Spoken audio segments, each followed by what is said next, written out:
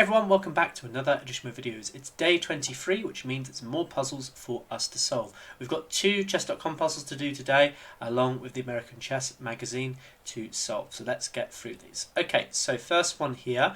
In this position, it is white to move. Try and see if you can find the best move. So if you haven't paused the video already, please make sure you do so, and we'll go through this puzzle. So in this position, really, this one comes down to what we call check, captures, and threats. So when we're analysing and calculating any position, it's always good to start with the checks. Checks are the most forcing move in our sequence. This is followed by captures, because captures you maybe have to deal with, and threats. Okay, there may be that there's a counter threat that's a bit stronger. But checks are the most forcing move because in the rules of chess, you have to get your king out of a check. So it's always good to analyse these first and kind of go through whether or not those moves are particularly good.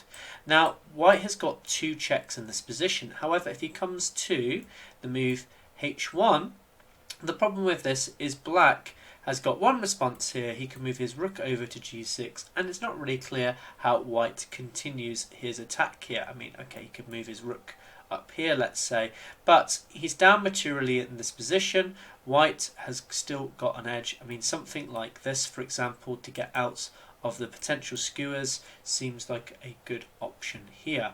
He's then defending this pass pawn and be looking to push this down the board. So in this position, I think black is doing okay. So we can discount this particular move, rook to h1, as not being super effective, as we can't really keep continuing our attack here. However, what about the other checking move? Well, the other checking move here is rook to c6.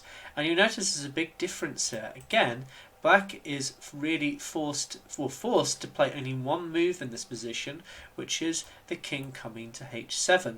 And this is where we then run into another tactical theme here from just the simple check. You'll notice that this queen and king are on the same rank here, and whenever pieces are lined up like this, we should be looking at things like skewers here to maybe attack both of these pieces, or pins actually, I should also, this is technically a pin. So here we can then play the very strong pin move, rook to c7 here. And the problem with this is now this queen is pinned to the king, and after he captures here to maybe sacrifice his queen, this is also really bad for black in this position, as now you've got a pawn near the end. You're going to promote it to a queen, and it then should be an easy game. If you don't know how to win this though, I would highly recommend that you check out some videos on how to win king and pawn endings. Okay, so that's the first position. Let's have a look at the second puzzle. Okay, so here is puzzle number 2, and this is a really interesting puzzle because there's lots of things going on. It's got a theme in this one, which is around trap pieces, which is why it's got the particular name it does for this particular puzzle. I think it's something to do with like waiting for the trap pieces or something. I think that was what the hint was. So in this position, it is white to move. Try and see if you can solve this one. So once you've paused the video, and hopefully you have, and tried to solve it, we're going to now go through the solution. So here, white has got a clear threat here. He's potentially going to take this queen, and that should be the first thing that we are calculating. We could also calculate bishop takes on f7, but we'll hopefully see that after the bishop were to capture, then black need not recapture with the rook. If he does do this, actually this is completely losing, as now we can then throw in this check, and after, let's say, the rook were to come back here, we can then throw another check over here. Our queen is now out of danger because it was being attacked on d2, and we can take here.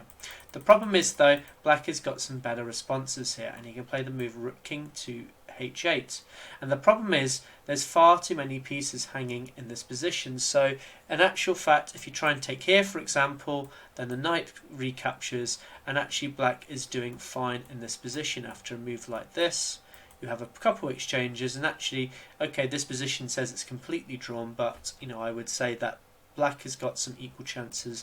These two passed pawns really actually give quite a nice advantage, I think, for black here. It's going to be difficult for white to defend against this.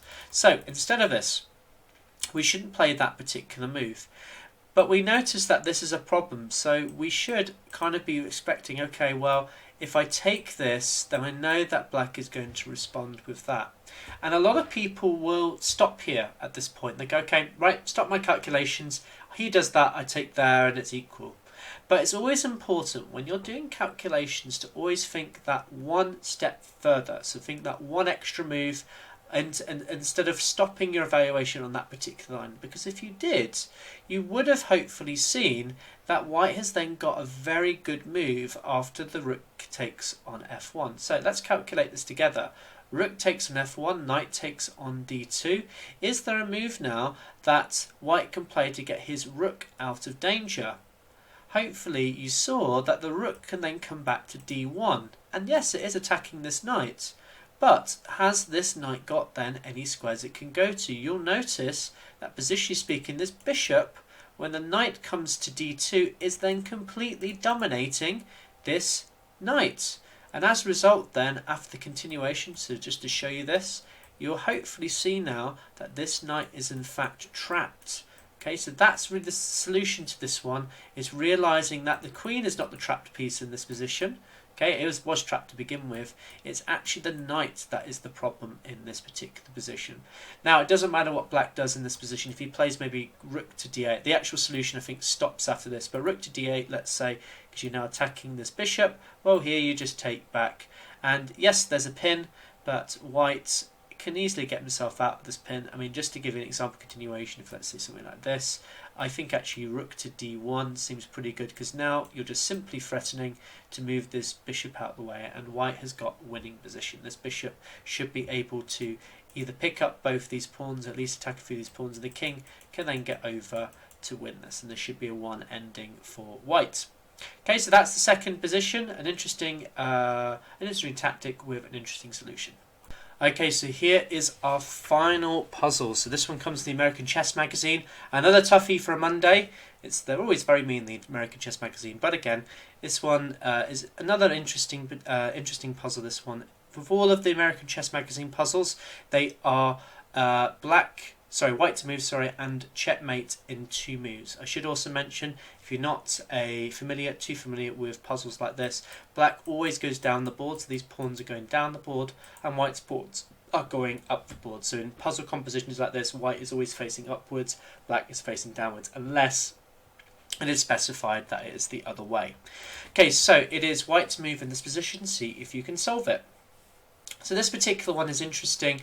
There's lots of checking moves here, and I think it's always good to look at the checking moves, even if they're going to be wrong, because generally in compositions, checks will never work. They're never normally the first move in composition mate in 2s, but it's still important to look at them, because they allow you to see why those solutions don't work, but then hopefully uncover, well, if that's the reason why that doesn't work, is there a way that I can then try and make it work in a certain way, if that makes sense. So you can at least then see what you can then do. I should also mention in this position, black has got no king flight squares. So again, this is another feature of compositions. Always look at the flight squares of the king, and you can see here there's no flight squares. And then I like to look also, after I've looked at the checks, I also like to look at which pieces are not necessarily doing anything in this position. Now this bishop is controlling this diagonal here. This pawn is doing a really important role in guarding this, and this king is also doing an important role here. So it's likely not to be anything to do with these pieces. It really brings us to either the queen or the knight potentially doing something in this position. So really our main focus, if we want to try and solve these with speed, is looking at these 2 particular pieces. Okay, right, let's have a look at the checks. So capturing here doesn't work, takes here, and then same over here. The bishop can recapture, is guarding it, but this pawn is here in the way, so that's a problem.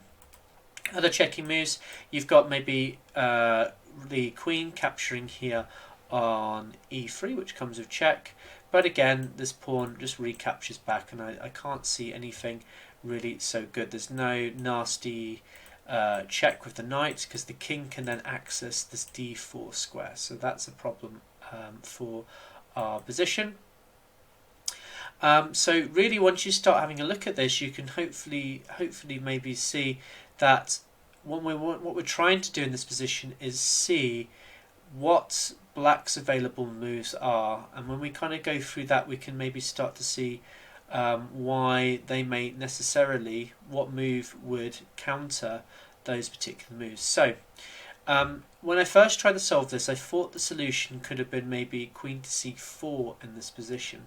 And the reason I thought this was this had a simple idea of if, let's say, I don't know, let's say you captured here, that you can then go with this knight over here. And this seemed to, oh no, sorry, I can't even do that because the knight then defends it. But I think I had some sort of idea around maybe, no, sorry, going here and then check this way, sorry, and then winning the game this way. The problem was, what I didn't analyse properly is all of the available sponsors for black, and in this position black can play the move f4, and that's a problem because it then creates this escape square for this king. So once I kind of realised that, I could then maybe see why that particular move, this particular move doesn't work due to this. But if I could find something similar to that idea of sacking the queen to then maybe access this particular square, I'll be able to win this position. And that's how I then came across the move queen to c2, which is the solution in this position. The point being is I can still access this particular diagonal due to the fact that I'm able to get to the e4 square after this pawn moves. So when this pawn goes here, you can then checkmate very easily, very comfortably on that square. The same happens if, let's say, you take this this queen, knight to c4, checkmate, pretty straightforward. Okay, same as well over here. Instead of coming to this square though, we go to d3 instead. So all the knight moves don't really work in this position. I think if you try and also do something like this, this all fails to either c4 or d3 here from the knight. Okay, so the knight moves aren't going to help black in any way in this position. So what about the pawn moves? Well, we've already discussed the problem with the move f4, but let's say you come to e2. Well, here we can now get the king and check the black king via queen to e2, and this is a nice checkmate theme there being created. And if this pawn were to move, then this now gives access, weakness of the last move, to this square. We now have a Boden's mate being created. This is why, as I say, it's really important when you start with these solutions, start the flight squares, because then if you know the king's got no flight squares, it's just about finding the way to check them on the second move. Okay, so here other moves that do not work after the Zugzwangi move.